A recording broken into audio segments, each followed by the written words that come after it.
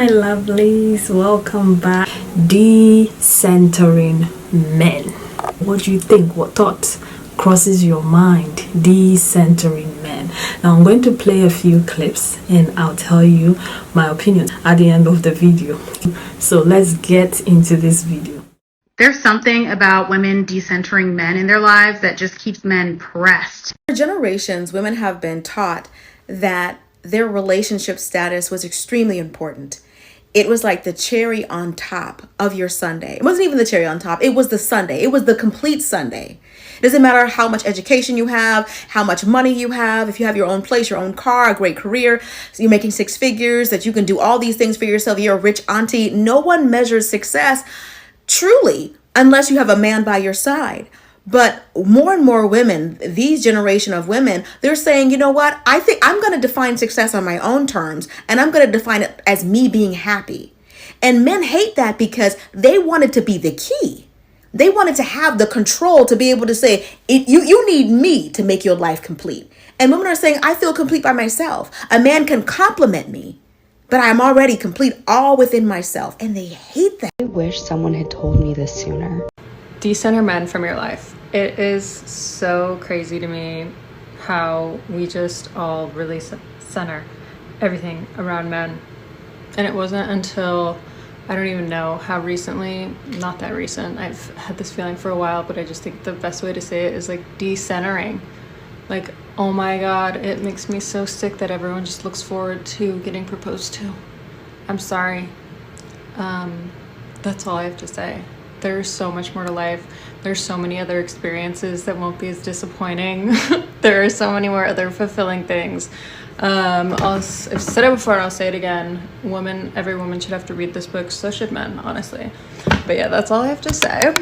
Celebrate your friends, celebrate your wins, celebrate your passion. To hear this, but the amount of time that you are going to spend in a day thinking about a man, crying over a man, being upset about a man should be directly correlated to how many thousands of dollars you have in your bank account.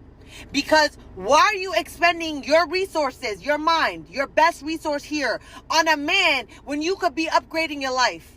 If you got thousands of dollars in your bank account, okay, I'm gonna lay off you for a bit. You get like 3 hours to think about a man. But if you don't have bands, there is no reason you should be thinking about a man. No reason. Think about your own life. Think about yourself. Think about why you don't have bands. My journey of decentralizing men has meant not expending outrageous amounts of energy trying to decode subtext and pull words out of someone's mouth because he doesn't know how to communicate.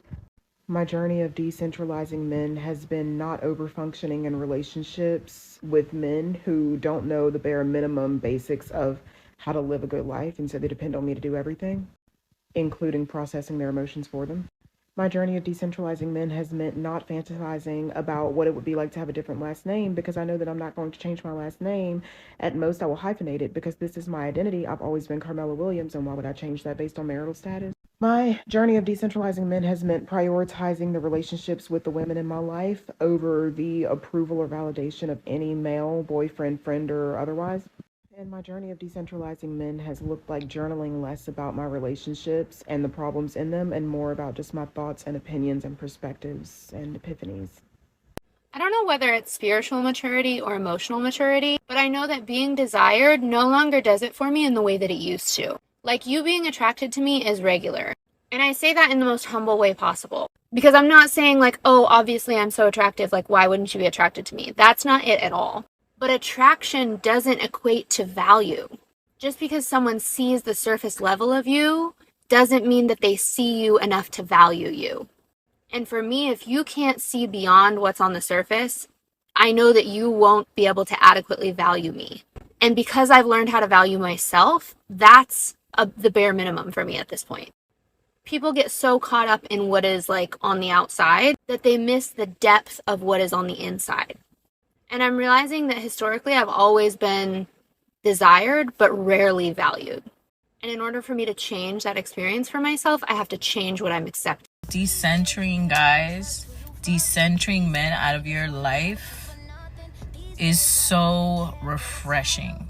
It feels so good to just be like, no, I'm good. The best part of decentering men out of your life is being able to keep your dignity. And with that, we get to center ourselves. That's such a great feeling to be able to be like, you know what? I am the center of attention of my day. I am doing everything to take care of myself today, tomorrow, next week, next year, and the next coming years. And there's nothing a dude, whether he's good or bad, can change that. And ladies, it is such a peaceful feeling to just be unmoved by a disappointment. By when a guy disappoints you, it's so nice to just be like, oh, you gonna do that? Okay. Cool. More time for me to do whatever the hell I need to do for myself. I learned that when you come from a background of trauma where your parents did not really invest their time or care into you, that when it comes to relationships, you lose a lot of your dignity because you're always begging for their love, respect, affection, and you're oversharing, overcaring, overinvesting all the time. But it's so peaceful to decenter guys out of your life and make yourself the center of your own universe. Women are learning to stop, especially like women going through the healing process of their trauma. They're learning to not overinvest, and that you're not over investing into something that you're not going to get a good return on. Just do what you got to do for yourself. Don't explain the decision you're going to make. Just keep it pushing, because that's what men have been doing for years. Invest on yourself. Put in the time, put in the effort, put in the focus. Stop trying to fix someone else and start investing deeply into yourself. And you're not just hearing it from me, she's a psychiatrist, and she believes that when you start pouring deeply into your own life and building your own identity, your mental health is going to get much better. I'm trying to find a way to convey this message properly on my future content, because this is exactly what I've done after my breakup. You know what I realized when I was crying on this bed, curled up into fetus position? I realized that I just didn't have enough self-worth. I did not invest enough time into building my own pillars, different pillars of my life, to have this solid home that I can always come back to. When you're someone that doesn't invest into your own life and your own self-love and self-worth, you know what happens? You pick the wrong people. You put yourself in positions whereby you will accept the bare minimum. You will accept any kind of attention given to you because you believe that that is all that you're ever gonna get. You would rather choose to be in the company of people who are giving you breadcrumbs instead of pouring the love that you were seeking for deeply into yourself. The lack of self-love and self-worth will make you do things that betrays yourself, betrays the respect that you have for yourself. I truly believe that self-worth work will get us out of so much unnecessary suffering, and that is why I dedicated my entire piece to that. I spent the last year working on this, and I've never felt more sure about my own decisions of myself, and I've never felt more stable standing alone in this life. And there's so much more that I can talk about on this topic because I've done it for myself. So if you have an issue that you're facing regarding this, you feel like self-worth is something that you want to work on, leave me a question or a comment. It doesn't even have to be a fully formed question. Let me know what you're going through and let me see how I can help you. Self-love and self-worth work has changed my life, and I hope to be able to help you do that too. TikTok reminded me of when I was in my early 20s, and it would literally just take a man being into me for me to be into them. And when I tell you the amount of uglies I liked because of this, I used to think, damn, is it this easy to get me to like someone? But now, looking back, I realized that it wasn't so much that I liked them, I liked the validation of being liked.